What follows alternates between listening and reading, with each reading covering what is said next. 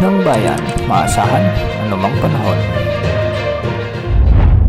Magandang araw po sa ating lahat. Narito na ang pinakuling update sa magiging lagay ng ating panahon sa araw na ito at sa mga susunod na araw. Patuloy na lumalayo sa ating bansa ang dating bagyong Verbena na kung saan isa na itong typhoon category. Taglay ang lakas ng hangin na umaabot sa 140 km per hour malapit sa gitna at pagbugsong umaabot sa 170 km per hour. Sa ngayon, patuloy ang pagkilos nito ng pakanluran hilagang kanluran sa bilis na 15 km per hour at sa mga susunod na araw ay wala na itong magiging direkta sa anumang bahagi ng ating bansa. Huling namata ng sentro ng bagyong ito sa layong 265 km hilaga-hilagang kanluran ng Pag-asa Island sa may Kalayaan sa may Palawan. Dahil pa rin sa epekto ng bagyong Verbena, asahan pa rin ang maulang panahon na may mga pagbugso ng hangin sa may Kalayaan Islands, kaya pinag-iingat natin ang mga kababayan natin dito sa banta ng mga biglaang pagbaha o pagguho ng lupa, lalo na kung may mga umiiral ng katamtaman at malalakas hanggang sa kung minsan ay matitinding pagbuhos ng ulan. Samantala dahil naman sa trough o yung extension pa rin ng kaulapan ng bagyong Verbena,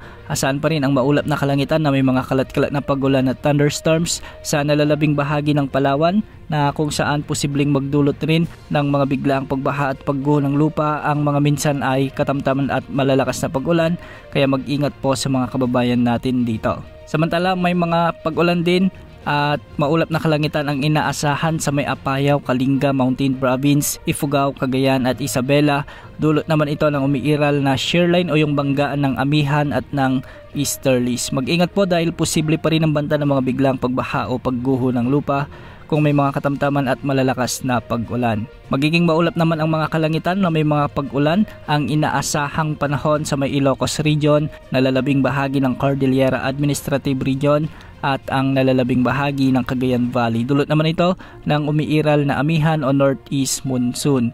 Ang northeast monsoon na ito ay minsan magdadala ng katamtaman hanggang sa malalakas na pag-ulan na posibleng magdulot rin ng biglang pagbaha o pagguho ng lupa. Magiging maulap naman ang mga kalangitan na may mga kalat-kalat na pagulan at pagkidlat pagkulog sa bahagi ng Aurora at Quezon Province. Dulot naman ito ng easterlies, kaya asahan pa rin ang maalinsangang panahon. Ngunit ngayong gabi, asahan din ang mga katamtaman hanggang sa kung minsan ay malalakas na pag-ulan na posibleng magdulot ng mga biglang pagbaha o pagguho ng lupa. Sa nalalabing bahagi ng ating bansa kasama na ang Metro Manila, asahan naman ang bahagyang maulap hanggang sa maulap na kalangitan na may mga isolated rain showers and thunderstorms. Dulot pa rin ito ng localized thunderstorms. Magiging maalon pa rin ang mga karagatan sa Northern Luzon, posibleng umabot hanggang 5 meters. 2.8 meters naman ang inaasahan sa mga karagatan ng western section ng Central at Southern Luzon.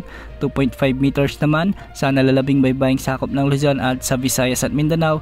Posible rin ang mga pag-alon hanggang 1.8 meters. Sa kasalukuyan, wala tayong minomonitor na panibagong nagbabantang bagyo o LPA sa susunod na 2 araw. Ngunit sa unang linggo ng Disyembre, base sa latest tropical cyclone threat potential forecast ng Pag-asa, ay isang potensyal na samalang panahon ang lalapit o dikin naman ay magiging bagyo sa unang linggo ng Disyembre. Dahil malayo at matagal pa, posible pang magbago ang forecast na ito. Yan muna ang latest sa lagi ng panahon. Ito pong weather update ng bayan, maasahan anumang panahon.